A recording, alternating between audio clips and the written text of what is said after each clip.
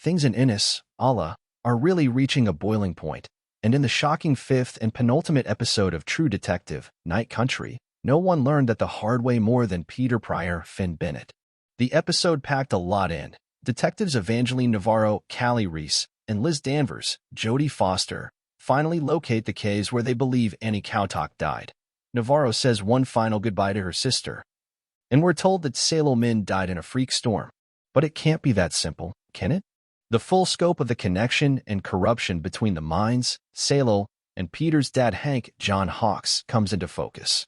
It all comes to a head in a confrontation between Danvers, Hank, and Peter, which ends with Hank raising a gun at Danvers, and Peter shooting his father to protect her.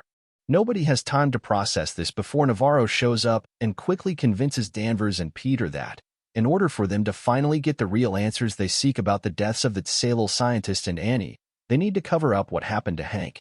The episode ends with poor Peter insisting he'll handle the cleanup of the murder of his father, while Danvers and Navarro drive off to the caves in search of the answers to the season's mysteries.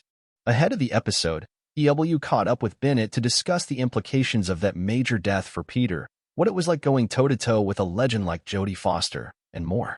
Plus, he teases what to expect from next week's gut-wrenching finale. Finn Bennett. Somebody as Jodie Foster? Yeah, I mean, there's this whole mystique about Jodie because she's such a decorated and celebrated actress, and that was very nerve-wracking, and I think it was one of the biggest fears I had going into this project.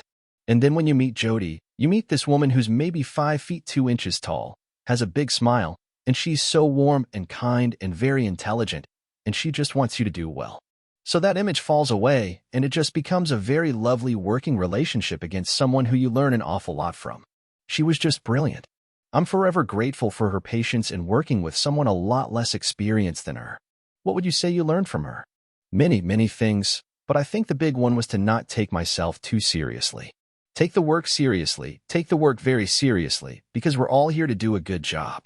But just for an example, on the first week I turned to her, we were just setting up another shot, and I turned to her, and I said, "What do you do to prepare?"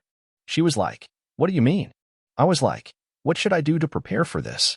She was like, "Go dancing, go have a drink, go to the cinema, go watch movies." And I just think that speaks volumes to the kind of person she is.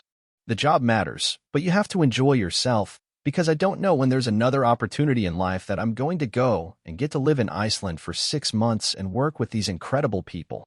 Getting into this episode, let's start with Kayla, who kicks Peter out. Is there hope for these two moving forward? I'm going to say, yes, there is hope, but I think the relationship comes under strain.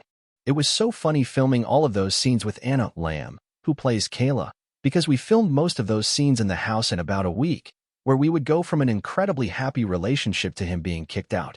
I think there is hope for them, but I think also they're both intelligent people who will realize that maybe they settled down too young and she has aspirations, and those aspirations are as important as his aspirations. There's a really prophetic moment where Liz's stepdaughter, Leah, tells Peter, "Don't let Liz ruin the guy you were." And given what happens with his dad at the end of this episode, would you say that that happened? That he's kind of ruined? Is he a good detective still? Is he as bad as his dad? What's your read on him after this happens? I'm going to compare it to the scene, I dunno, maybe 20 pages earlier where he confronts Danvers about what happened with Wheeler, and just how disappointing and heartbreaking it is for him to find out his cop hero is just another filthy cop. Just like his dad. I don't think he suspects his dad of having moved Annie K's body or placed it and so on. But he knows that his dad's kind of a lazy cop, and now he knows that Danvers is a dirty cop, and he's so pure up until this moment. I think he's such a good-hearted, sweet man, and now he's a cop with a secret.